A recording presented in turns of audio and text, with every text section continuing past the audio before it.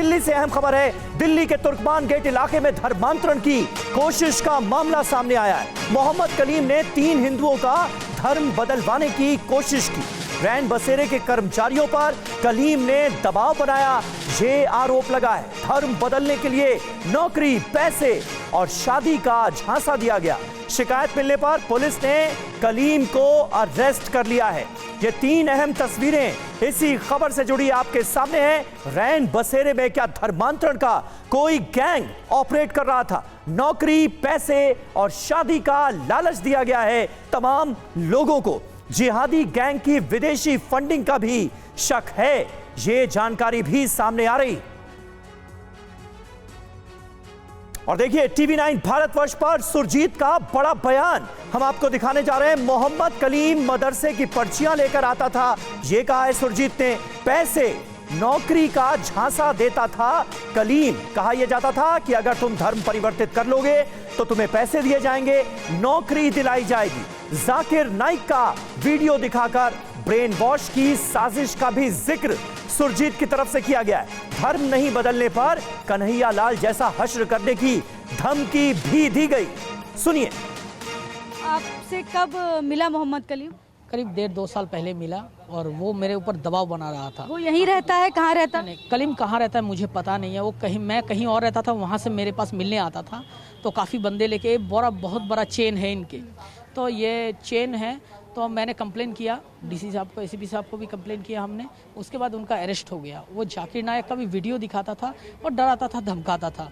फिर बोलता था यदि धर्म परिवर्तन नहीं करते हो, जैसा कन्हैया का राजस्थान में कन्हैया का तरह जैसा हाल हुआ, ऐसा तुम्हारा भी सर कलम कर दिया जाएगा। तो मैं मर जाऊंगा, धर्म नहीं बदल सकता, मैं ये कहा उनको। क्या यहाँ रोजाना उसका आना होता था या कभी कभी आता कैसे था? किसी काम से आता था? क्या करने यहाँ आता? वो मदरसा का कलेक्शन करते थे। काफ़ी मदरसाओं का पर्ची है उनके पास, कलेक्शन करते थे और काफ़ी बंदों का वो धर्मांतरण किया हुआ है। हमारे पास तो एविडेंस भी है उसके। और मैं पीएमओ को भी दे चुका हूँ, गृह मंत्री को भी दे चुका हूँ। हमने लेटर ऊपर राष्ट्रपति, उपराष्ट्रपति को भी दे चुका हूँ, प्लस एनआईए को भी दे चुका हूँ, जो इनके ऊपर जांच हो और जांच करके इनको और इनकी रैकेट को पकड़ा जाए। पहले रैकेट पकड़ा जाए, उसके बाद उनको जेल भेजा जाए। तो उसके बारे में डीसीपी साहब ने, एसीपी साहब ने सारा कुछ देखे, उसके बाद उनको जेल भेज दिया गया। कौन सी मदरसे की पर्ची? कौन सी? ये मदरसा की पर्ची काटते थे और चंदा कलेक्शन के लिए। और हमें तो दबाव भी डाला था कि हमारे पास विदेशी फंडिंग आते हैं, हम तुम्हें पैसे भी देंगे, लालच दे रहे थे और नौकरी वगैरह देंगे। हम उस लालच में नहीं आए, मर जाएंगे, धर्म नहीं बदल सकते। अच्छा, जाकिर नाइक के जो वीडियो दिखाते थे आपको, वीडियो में जाकिर नाइक क्या वीडियो में क्या बोल रहा होता था? वो कहता है इस्लामिक कंट्री बनाने का, ये इस्लामिक कंट्री बने भारत। और साथ में वीडियो ऐसे दिखाता था जाकिर नाइक का 5 टाइम नमाज पढ़ना, ये सब दिखाता था सारा वीडियो। वो यूट्यूब में ब्रेन वॉश करता था। हम उस पर लालच में नहीं आए और हम जानते थे हम हिंदू हैं, हिंदू ही रहेंगे, मरते दम तक मर जाएंगे, सर कलम हो जाएगा, हम हिंदू ही रहेंगे। उसने कभी हिंदू धर्म के खिलाफ भी बात करता था आपसे कि आप इस्लाम में आइए और हिंदू धर्म में जो चीज़ें आपको तमाम बुराइयां, टिप्पणियां भी करता था? हाँ बिल्कुल, हिंदू धर्म के बारे में हर कुछ बोलता था। देवी देवताओं को नहीं मानना चाहिए, आप अल्लाह को मानिए, 5 टाइम नमाज पढ़िए, आपका बहुत कुछ होगा, भला होगा, ये होगा, वो होगा, सारा कुछ करते थे वो। रैन बसेरों में ही ज़्यादा जाता था? हाँ, रैन बसेरों में ज़्यादा जाता था और धर्म परिवर्तन करने के लिए, और बहुत सारी जगह जाता था वो। काफ़ी कहते थे जब मैं बहुत सारी जगह, मैं मध्य प्रदेश भी गया, राजस्थान भी गया, हर जगह मैं करता था इस काम को।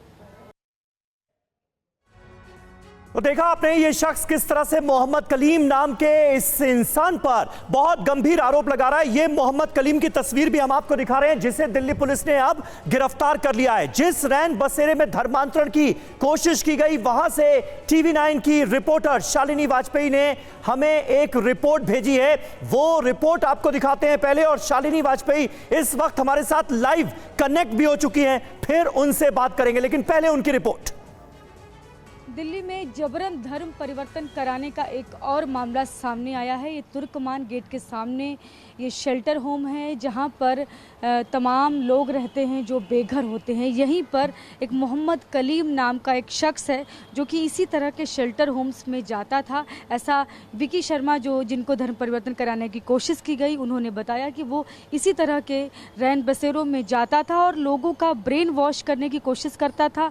उनको जाकिर नाइक के वीडियो दिखाता था और उनको नौकरी का लालच देता था।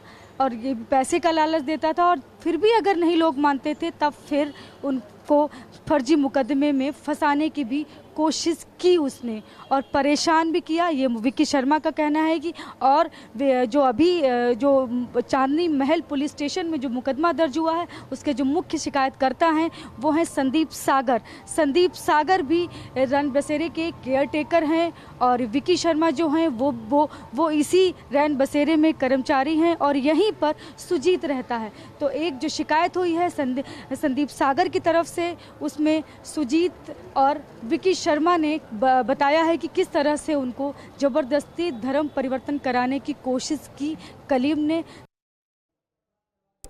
और आइए आपको सीधे दिल्ली के तुर्कमान गेट लिए चलते हैं। शालिनी वाजपेयी वहां से हमारे साथ मौजूद हैं। शालिनी, गंभीर आरोप हैं, 3 लोग इस बात का जिक्र करते हुए नजर आ रहे हैं, आरोप लगाते हुए नजर आ रहे हैं कि उनका धर्म परिवर्तन करने की कोशिश की मोहम्मद कलीम नाम के शख्स ने। यह शख्स अब दिल्ली पुलिस की गिरफ्त में है। पुलिस क्या कह रही है, इन्वेस्टिगेशन कहां तक पहुंची है, क्या जानकारी निकलकर सामने आई?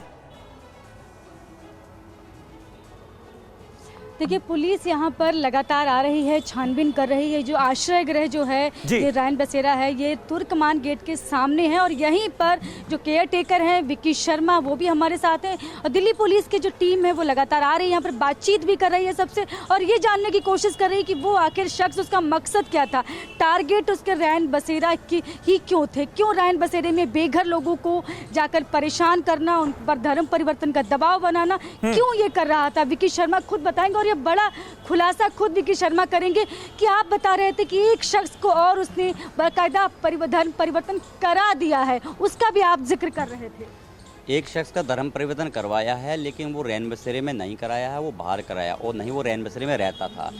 उसको 2 साल पहले ने धर्म परिवर्तन कराया। रैन बसेरे में उसका सीधा आने का मकसद है कि रैन बसेरे में गरीब लोग हैं, रैन बसेरे में वो लाचार लोग हैं जिनको इजीली पैसे के दम पे या कोई भी लालच दे के किया जा सकता है। ये यहाँ तो मानसिक संतुलन जो लोग कम होते हैं उनको ये डिस्टर्ब ज़्यादा फोकस करते हैं, या तो फिर जो जैसे मैं हूँ यहाँ इंचार्ज, उन्हें लगता है कि यहाँ इसके अंदर इतने सारे लोग हैं, इंचार्ज को हाथ में लिया तो 10 को और कर सकता है, यहाँ तो ये है।